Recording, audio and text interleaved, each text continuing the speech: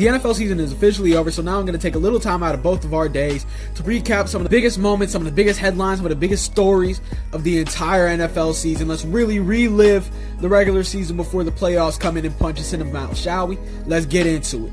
And some history was made yesterday when Myles Garrett finally broke the NFL's all-time sack record. He's got 23 sacks, finally beating out Michael Strahan and TJ Watt. And the most absurd thing here is he had 100 less pass rush snaps than Michael Strahan did. 100! And nearly 200 less than TJ Watt. I don't care if it's a 17-game season. He had straight up less opportunities and still made the most out of every single one of them. Because teams didn't need to throw against the Browns. That offense was so fucking bad that they almost always had a lead. They didn't have to throw the ball, just run it, grind the clock and leave with a win. But Myles the fucking beast did it. I mean, this man had 13 sacks in 4 games. That's more impressive than the 23. He had 13 in 4 games? You fucking kidding me, bro? That man was genuinely a monster all year. It just sucks that his offense was so trash that it didn't matter. The reason why the offense was so trash was because he had probably the most polarizing QB battle the league has ever seen. That's no hyperbole. They started out with a 41-year-old Joe Flacco. Joe Flacco starting on an NFL team, that feels like a fucking century ago. But the Browns QB room started off with Joe Flacco. They actually started off with Gabriel, Shedeur, Flacco, Tyler Huntley, and Kenny Pickett. They had 5 mediocre QBs all on one roster. After Joe Flacco was mid, they gave it to Dillon Gabriel. And Dillon Gabriel, bro, I was rooting for that man. But this motherfucker doesn't throw it to more than 20 yards downfield. It's like he thinks he's Tua or something. I'm genuinely concerned if you gave him the fucking bazooka booster in Madden, he'd still only be able to throw it like 45 yards. I could outthrow this man. And I'm not even joking. I could outthrow this dude, bro. And that nigga's ass. But you know who's more ass? Fucking Shedeur. That nigga can't throw to his own fucking team to save his life. Every time I turn on the screen, this motherfucker throwing off his back foot into quadruple coverage to no fucking reason. Or he just throwing to a wide open defender like, motherfucker, there's a dude wide open in the flat. Why don't you hit him? And I understand they got no fucking line. They got no receivers. But god damn, bro. And it's not like Kevin Stefanski was helping him out because he was taking him off the field on the goal line every single fucking time. Y'all remember that 2-point conversion where they had the reverse back to like the running back throw or something stupid like that? Like, bro, there's a reason he got fired first thing in the morning. Because he fucking Stefanski's a terrible coach. Shedeur's a terrible quarterback. Flacco's a terrible quarterback. Gabriel's a terrible quarterback. Just throw the whole team away at this point.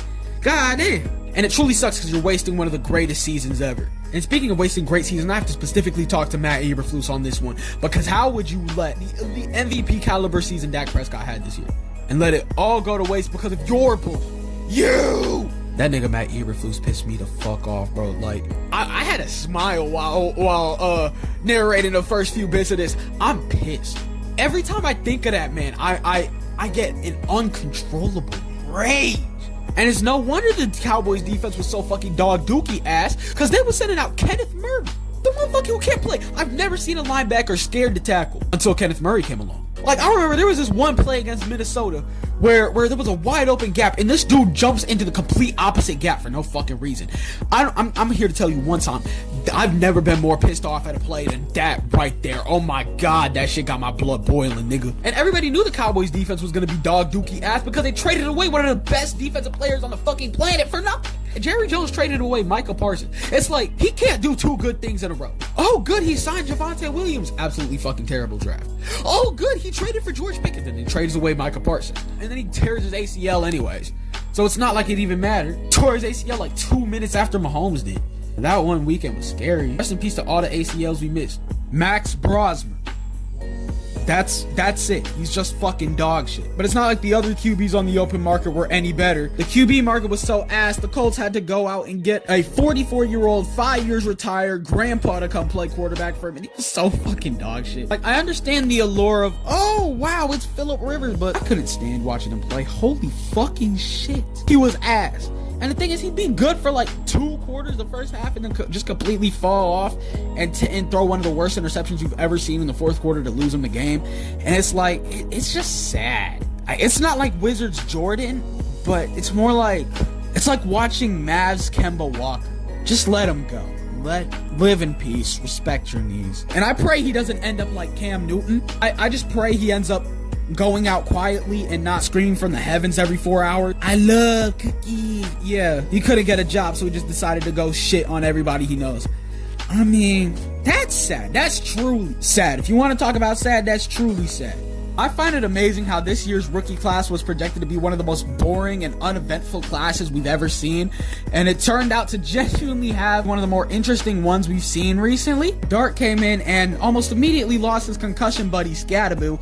Again, that feels like it's been 2-3 years since we last watched Scadaboo play, but no, that was like September, October, somewhere around there. But he's been doing all right. You've got Cam Ward just throwing people, and genuinely having to turn into Patrick Mahomes just to beat the Saints, which he couldn't do because the Tennessee Titans are absolutely fucking god-awful. I know it's been memed to oblivion, but this dude literally has to run around for about 14 seconds just to throw to his wide receiver one, Alec Ayamaner. And that's the same dude that fried Travis Hunter for 300 yards. Don't forget that. And then you have Tyler Shuck, who quietly led the Saints to like a 5-game winning streak at the end of the season somehow. Barely lost to the Falcons yesterday. And I remember how everybody was screaming from the heavens that they took him over Shedeur. Y'all remember that? Y'all remember that combine clip of him doing a fucking stanky leg and then throwing it 12 feet in front of his receiver? Y'all remember that Saints diss track where they spent half the diss track just dissing Tyler Shuck? I ain't gonna lie, I was absolutely on that page too. But he surprised me.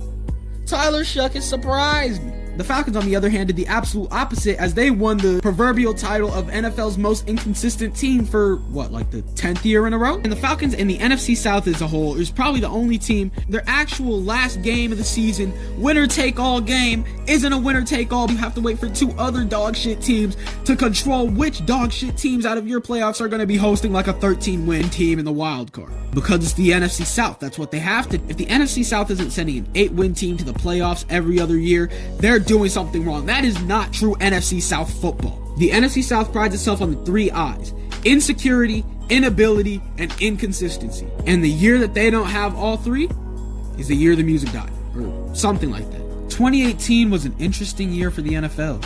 We had the worst Super Bowl of all time. Tom Brady was MVP. Ezekiel Elliott was still running the ground. Life was amazing. Oh, and the San Francisco 49ers were dog shit.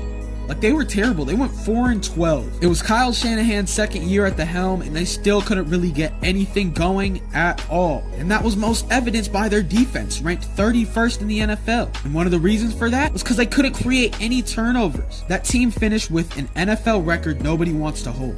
They finished with only 2 interceptions on the season, the worst mark ever recorded. Until the 2025 Jets came along and decided they couldn't get a single interception all year. You telling me you couldn't get one? How do you go an entire NFL season, 17 games by the way, and not catch a single interception? Mind you, these are the QBs they had to play. They got Tua twice, Josh Allen twice, Dak Prescott, Joe Flacco, Trevor Lawrence. All of those players are top 10 in NFL in picks thrown. You got 7 games against them and couldn't get one interception? You mean you couldn't have a ball go through a receiver's hands and fall into your lap? You telling me you didn't catch a single arm punt? Nothing? That might be the most pathetic thing I've ever heard about an NFL team ever. No hyperbole. And what makes it even worse is that you had one of the best DCs in the NFL, an amazing defensive mind in Aaron Glenn. And you telling me he couldn't even get y'all into position to pick a pass off? I mean, good fucking lord. The guys they traded away mid-season, Quentin Williams and Sauce Gardner, even got picks before that team did. That's not disappointing. That's not terrible. That's just sad. Look at them in high school football. See if they could at least break even. This disgusts me. That disgusts me. And that's going to be all from me, guys. I know I probably missed some stuff, but my voice hurts and I want to save more material for future videos. 2026 is going to be amazing, man. We got a new year coming in. And I've seen some steady growth in the 2 years that I've operated this channel, but this year 2026 is gonna be my year. It's gonna be the year of Broadway. I'm going mainstream. Stick around with me. I'm K Broadway. I'll catch y'all next time. We out.